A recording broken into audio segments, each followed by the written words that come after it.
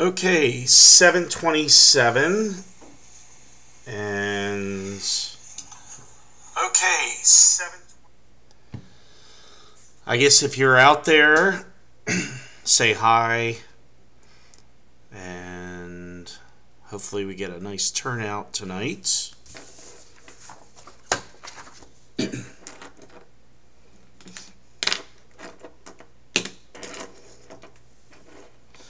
I know that National Honor Society has something. Was it going on tonight? An induction, maybe, or something. So we might not have some people tonight, but it will be recorded and stored on my YouTube channel.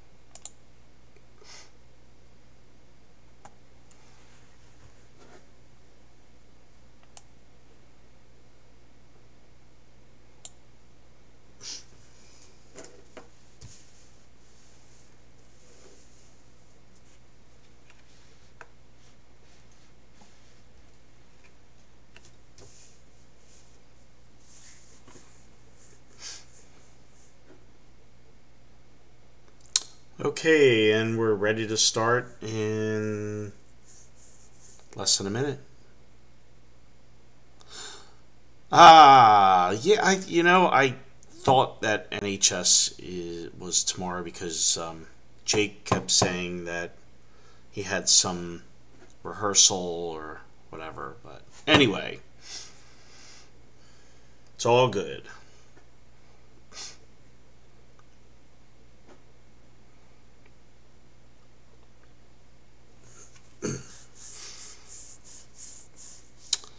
Okay, it is 7:30 and I am ready for questions. Questions, comments. What else? Dog at my feet.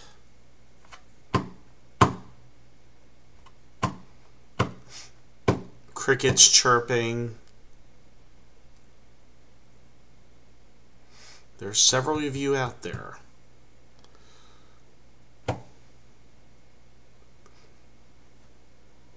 The test is Friday, correct. Test topics. Whoa, that's a good question. Test topics. Let me take a look. Well, here's the test. Here it is. Fresh off the printer. Version A, version B, the whole schlaboodle.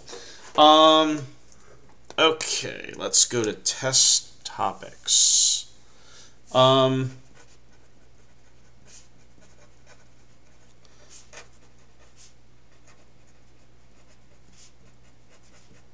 Test topics for Unit 2B. Elasticity. That's for sure. No midpoint method. It shouldn't be anything complicated. You have to know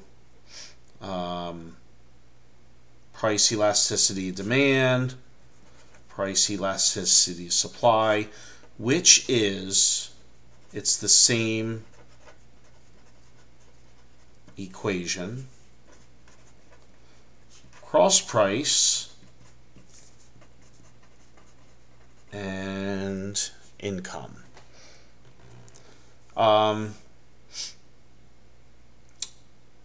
So with cross price, we're looking at, are they subs or complements. If it's a negative number, it's a substitute. If it's a positive number, it is a complement. Anytime here, if you have either one of these for price elasticity of demand and price elasticity of supply, it's always an absolute number. Well, price elasticity of demand is going to be negative, and but you change that to an absolute number. With income, that's going to be inferior or a normal good. So there's your spectrum there. So there's elasticity. So that's one topic. The second one is consumer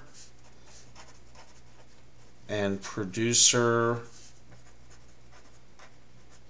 surplus.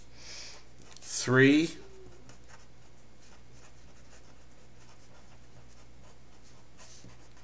deadweight loss,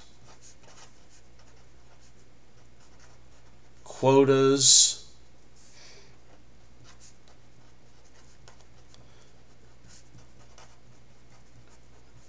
excise taxes. Let me think what else. Anything else?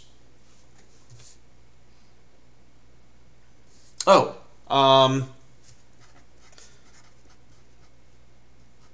utility maximization, which we're going to wrap up tomorrow. And there it is. What's an excise tax? That's a great question. So an excise tax is a obviously it's imposed by the government. It's usually per unit, so it's not like a lump sum. It's like, think about gasoline. So like a gallon of gasoline, so there's an excise tax on a gallon of gasoline. For every gallon that you buy, you're taxed. So with an excise tax, it's typically on items that the government deems bad for society. I'm sure some of you think that we should be, maybe you should have an excise tax on homework, but anyway. So anyway, Naomi, I hope that answers your question. I can go over and graph excise taxes if you'd like me to. I can certainly do that. And then Natalie, can I go over quotas? Absolutely. I have an FRQ as well that we can talk about. So just let me know and I will do that. I feel like if you show up, if you participate in the live stream, you should get a Cal stamp. What do you think? Cal stamps for participation in the live stream, for showing up? Okay, let's take a look. Okay, so let's first go over an excise tax. And I might use several different colors here. So we've got quantity, got price, got supply, we've got demand, we've got QE and PE. So what we've got here is this market right here. You know what? No, I'll leave that as is. You know what? I'm going to start all over again. Okay, so what I'm going to do actually now is a side-by-side just to show you how the excise tax impacts the market. Okay, okay, so what we have here, this is an efficient market for, let's say, frog's legs, or frog legs. There we go, frog's legs. So anyway, that's an efficient market for frog's legs. And as you can see here, a couple things are going on. This is the producer surplus, and then here is your consumer surplus. So basically what happens here is that the government might say that, you know what, we can't be eating frog legs and they're going to make you sick and all that, even though people keep buying them. Several things happen when there's an excise tax, and I'm going to show you because I can use different colors. Here's PE and there's QE. So what happens is the tax is going to be on the producer. So if you remember, things that shift the supply curve, one of them is taxes and subsidies. So let's say there's a $2 tax on frog legs. So I want to draw my curve, and S sub T, so that's your supply tax curve. And we actually, I will, for this equilibrium, we'll say it's $4, and right here the price goes up to $5. But here's the deal, is that that is not the price of the tax. It's not. What we want to look at is the vertical distance. So this area, so if I go like $6, $7, here's $6 right here. This area, it's a $2 tax. This area is a $2 tax. That area is a $2 tax. So it's not like the tax goes from here to here. The tax is the vertical distance between the two supply curves. All right. So a number of things happen with this, and I'm going to show you.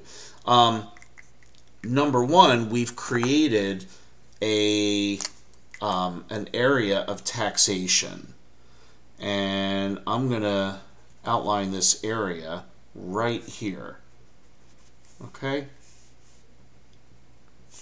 So this whole box right here, and I'll draw a little arrow, that's the tax revenue, and that goes to the government. Okay? So the tax revenue that goes to the government. What also happens, hold on, I feel like, did I mess this up? Yes, I did. Hold on a second.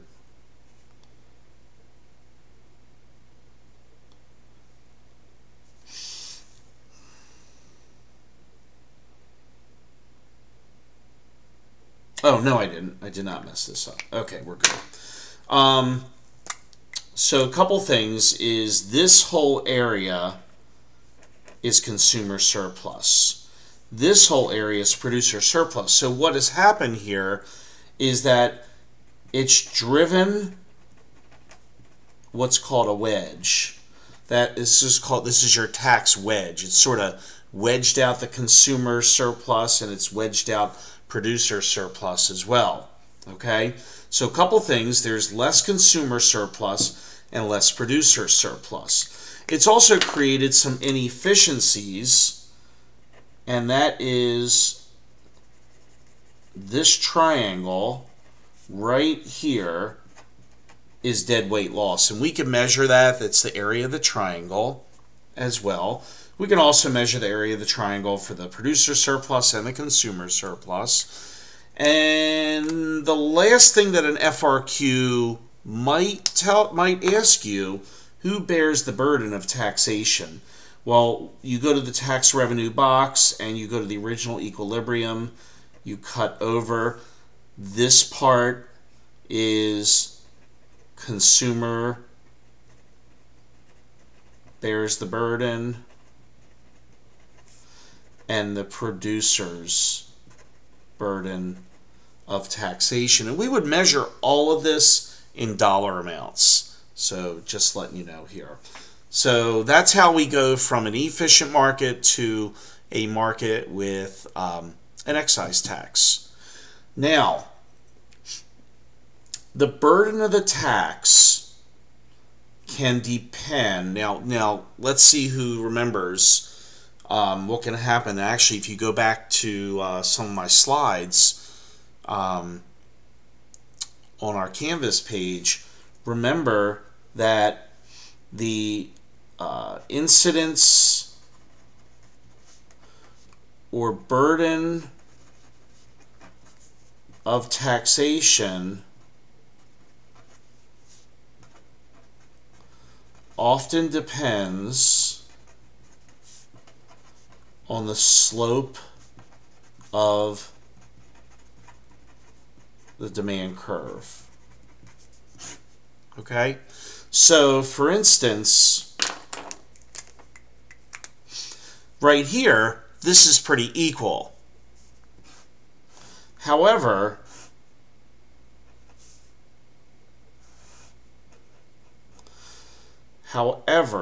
if it was a more inelastic demand curve,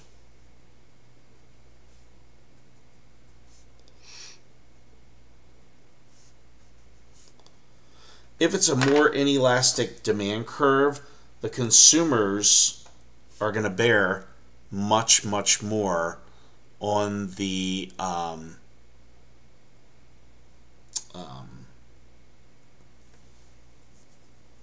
burden of the tax. I totally see your question.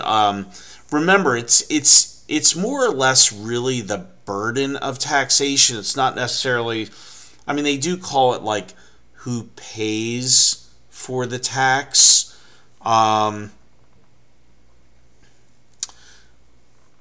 Consumers pay a tax. Producers are actually, they collect the tax. But if you think about it also is, let me just double check that. And that would be producers.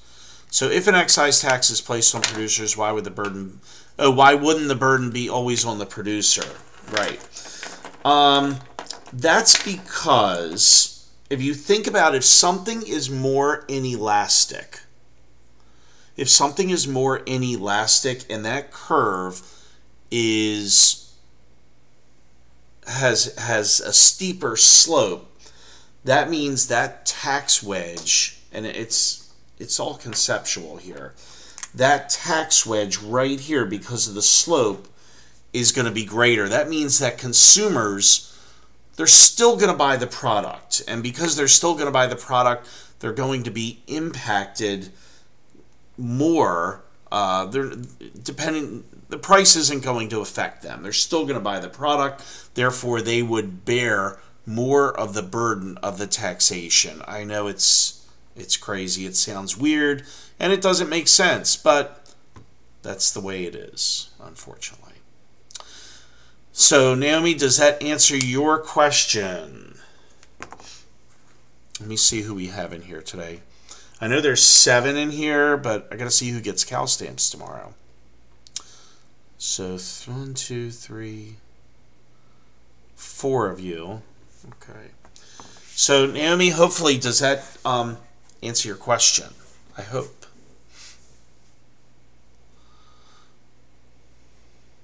Oh, Mark's here. Mark, we missed you at school on Monday. Everybody missed you so much. So, just to let you know.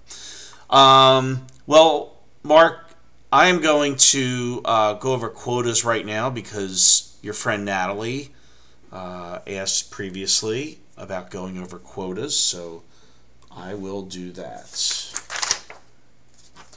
So, let me see. I do have an FRQ from 2012, and assume we're good. All right. Let me see if I can zoom in on this. I don't know. I don't know if I can zoom in. Can you all see this FRQ? Or do I need to zoom in? I don't know how to zoom in. I mean, I do, but view, let me see.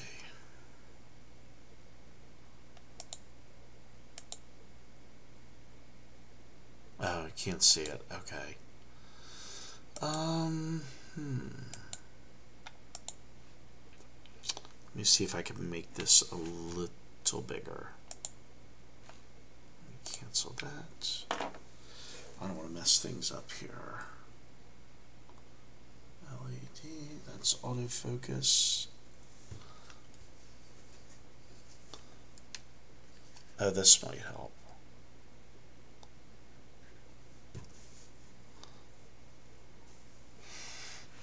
Let's see. View.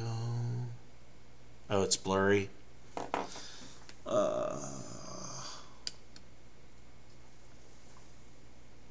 Is that a little better? Let's see. Docs. Toolbars. Fudge. Oh, it's better now. Okay. So this FRQ is from 2012. I can't ever remember doing this FRQ with any other classes, but anyway. So, here, let me lower it. Oh, oops, that was not good. Whatever button I hit. There we go. Ah, that might help. Does that help? I think that helps. Okay, so it says sugar is traded in the world market. Assume that a country, Loriland, is a price taker in the world market. So we haven't learned about price takers and price makers yet, but we will. Some of the sugar consumed in Loriland is produced domestically while the rest is imported. The world price of sugar is $2 per pound. The graph below shows Loriland's sugar market. PW represents the world price. So anytime you see a quota problem, this is right here, $5 is the price in Loriland. Oops, let me move that over. So that's the price in Loriland right there. So $5, okay?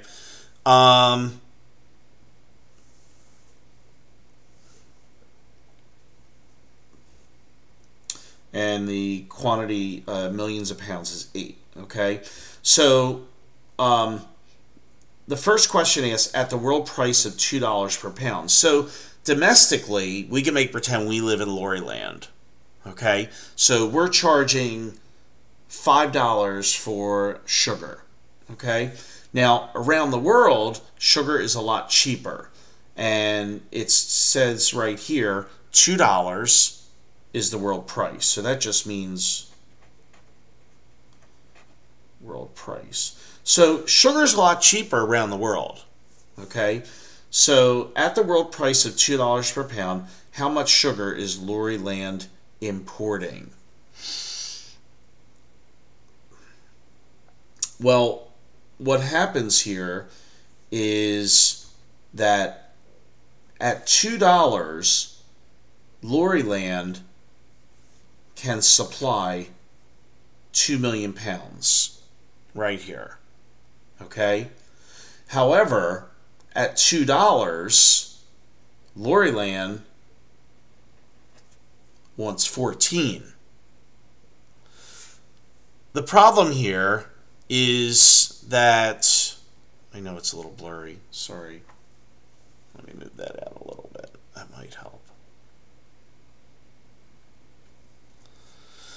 The problem is that because the price is so low around the world, Loriland has a shortage, and that would be between here. They want this much, but they can only supply here, so they're left with this amount. This is their shortage right here.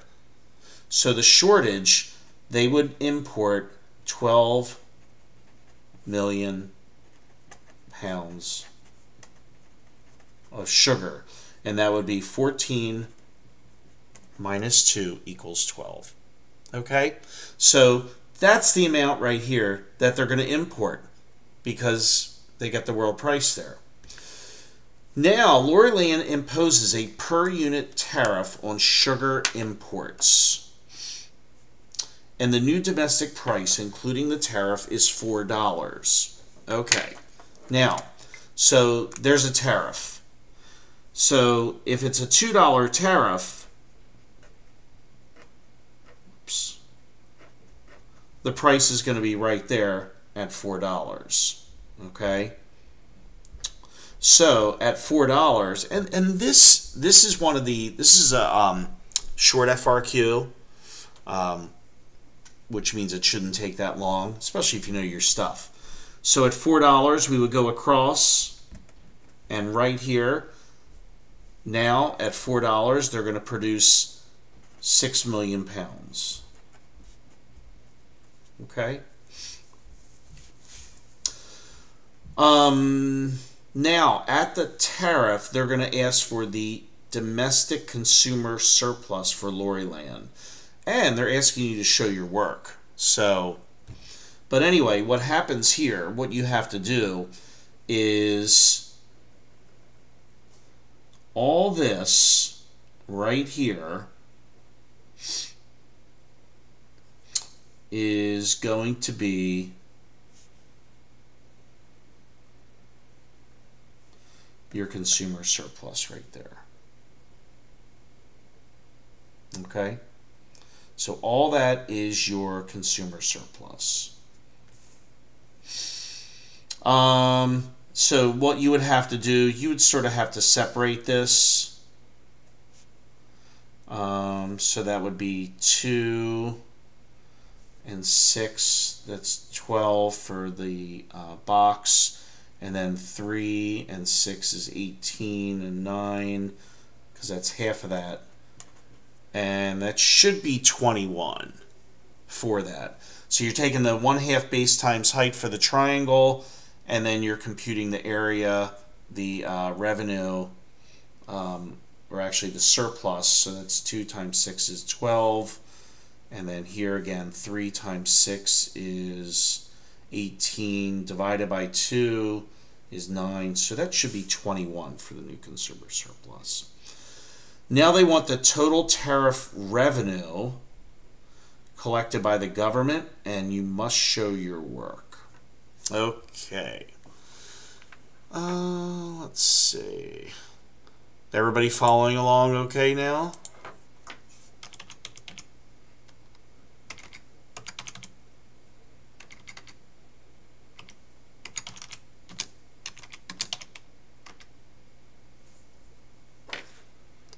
Just holler if you have questions.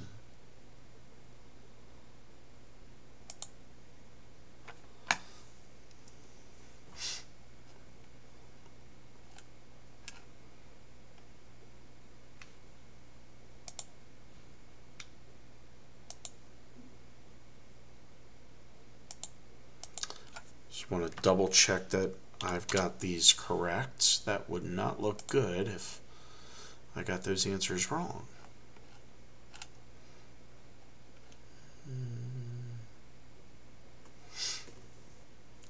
Oh, hold on. I did get this. Why is that 21? Am I missing something? The area of consumer surplus. That's right, 6 million pounds, 12 million pounds. That should be 9.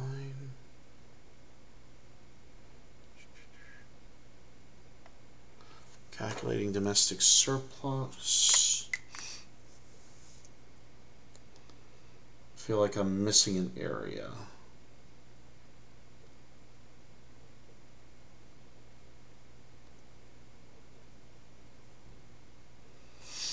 I'm missing $4 off of here.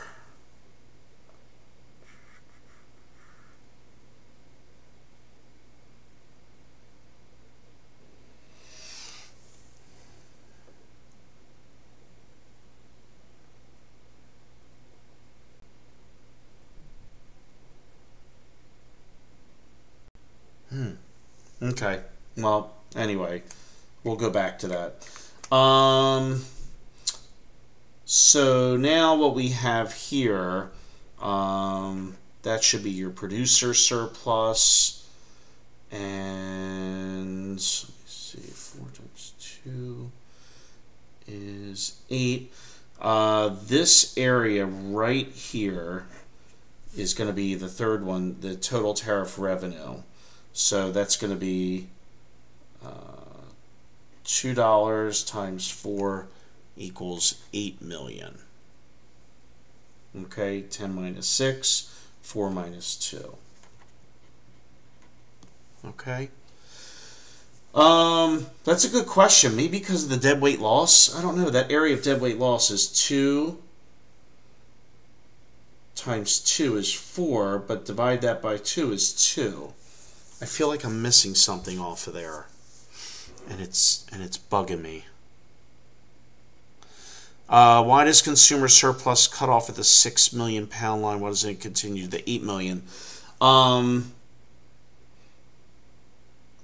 no, it should go all the way up here.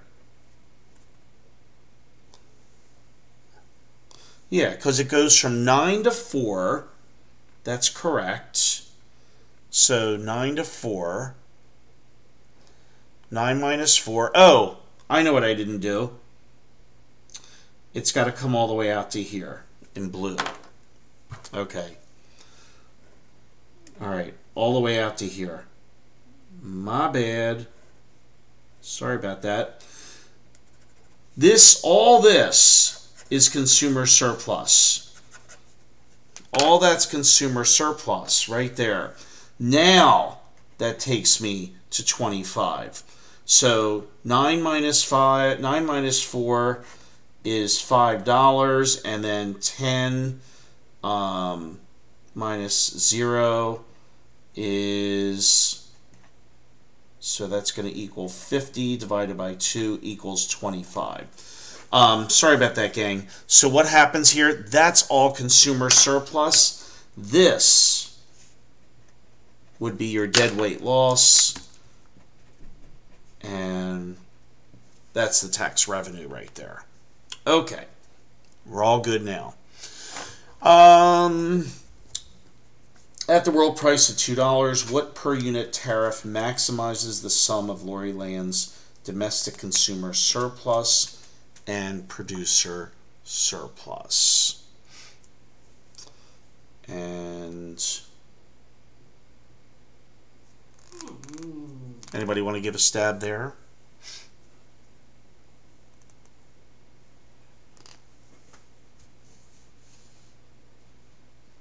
Not my favorite question, but so if there's a world price of 2, per unit tariff would maximize their domestic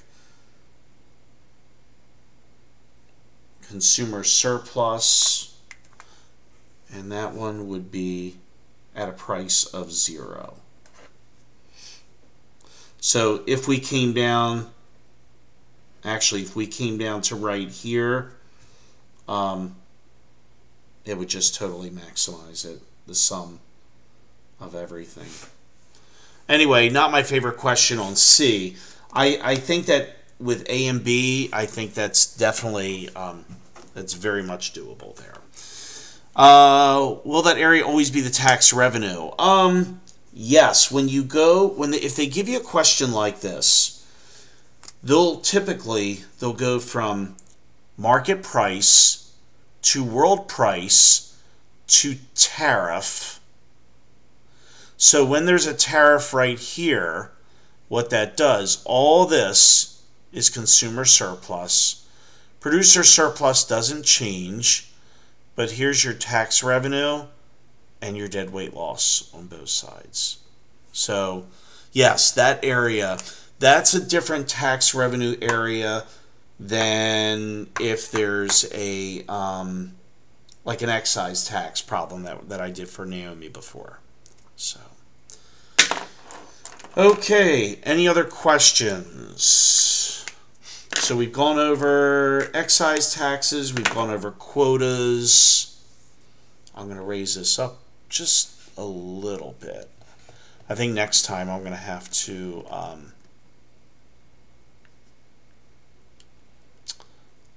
zoom it a little bit better. So that's not too bad.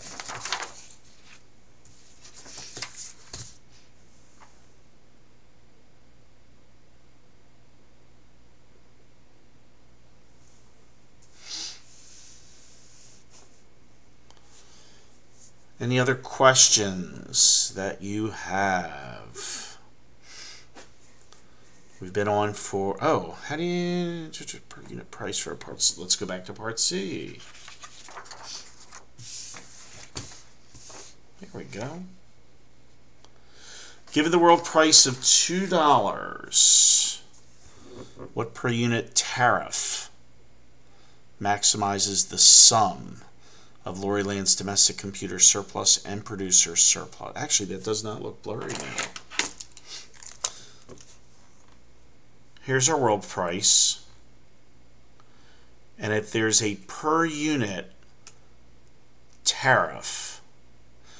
Oh, okay.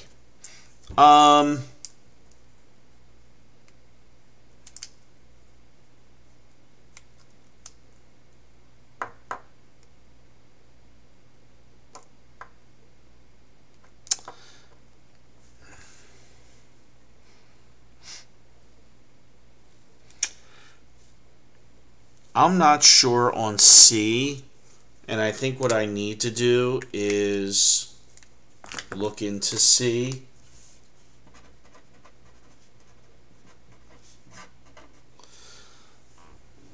I'm trying to think of why it would be $0 given the world price of $2. So if we're at a world price of 2, and if there's a per unit tariff,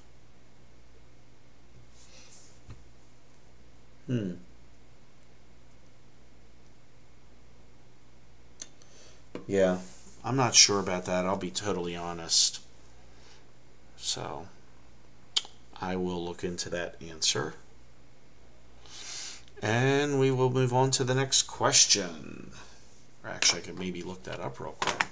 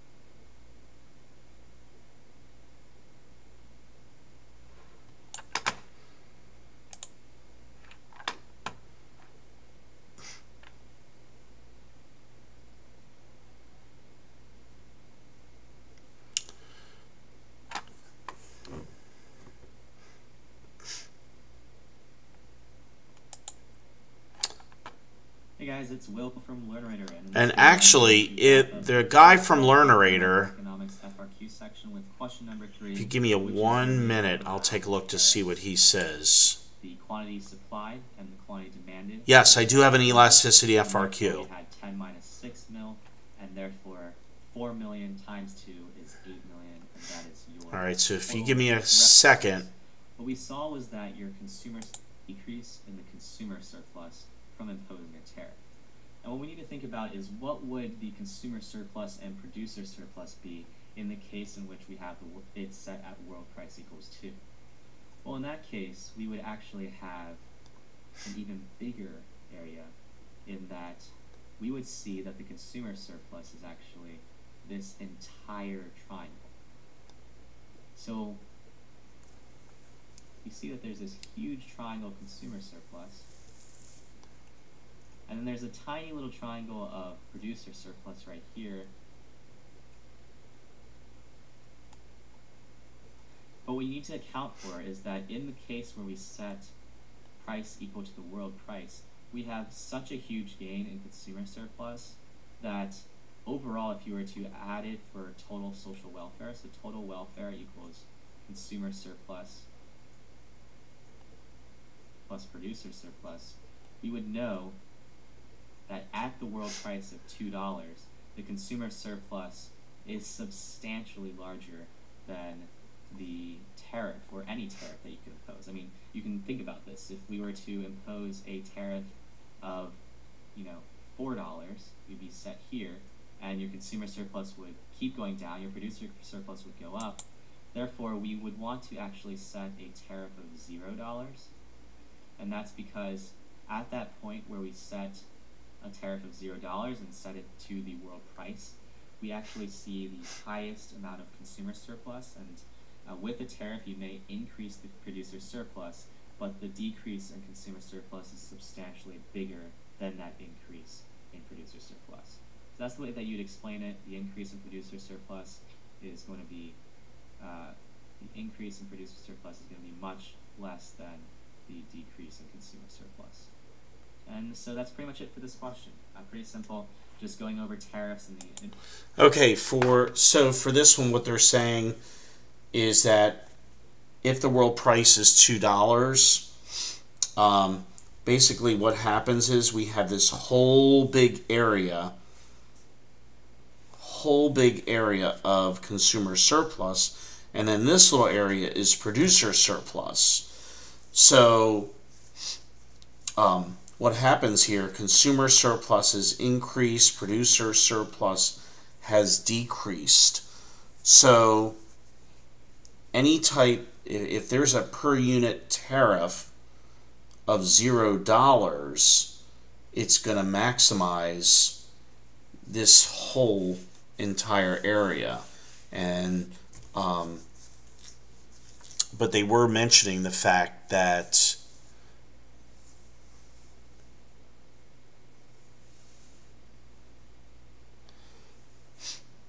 as long as that consumer surplus, if that falls, then producer surplus has to increase. That's pretty much what I got from the explanation. Again, not my favorite question. I think it's, I don't know.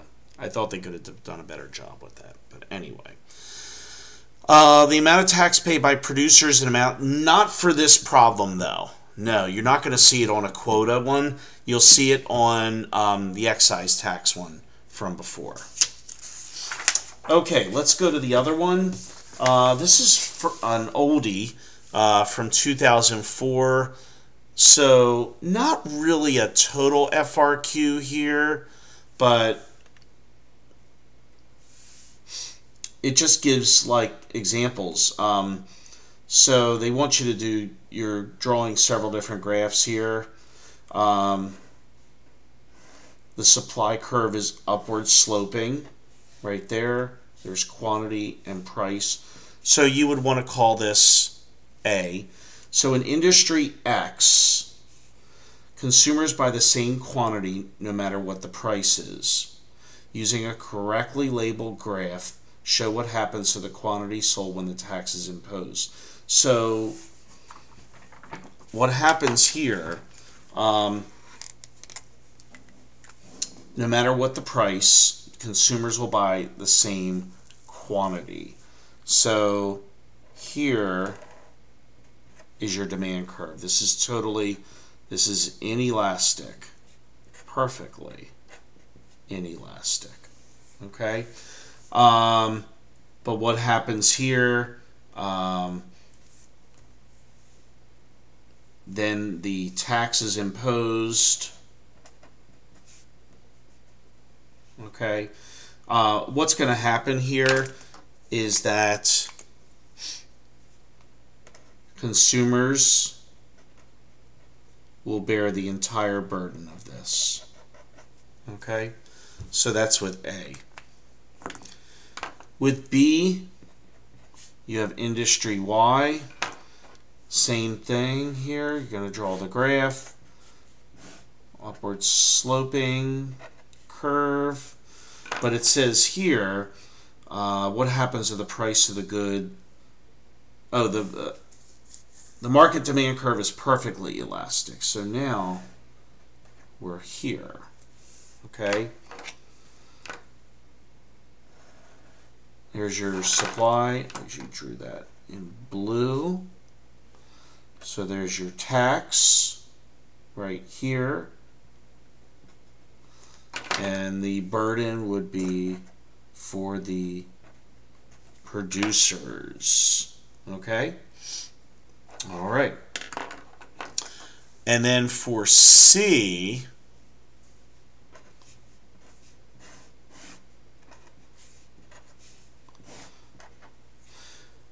let's see.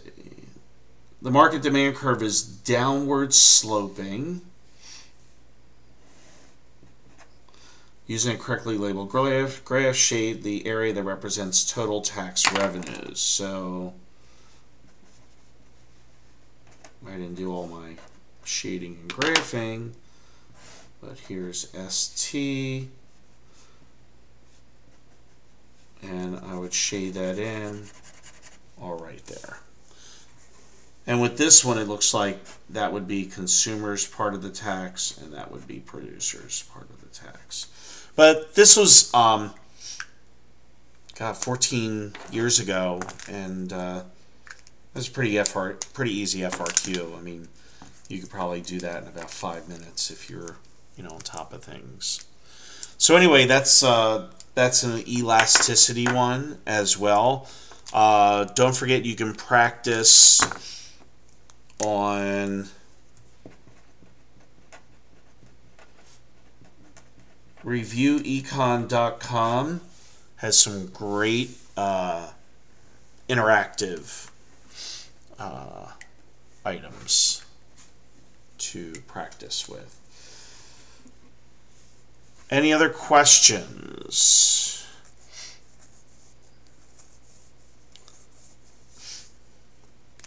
Don't forget, if you have any questions tomorrow, that we can certainly run through some things as well. So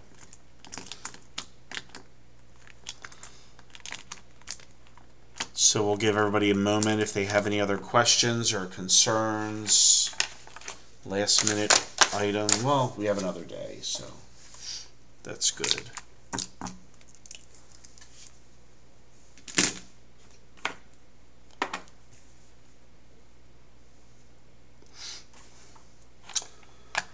Okay, so 45 minutes of review, and if that is it, we are going to call it a night, and we'll see everyone tomorrow.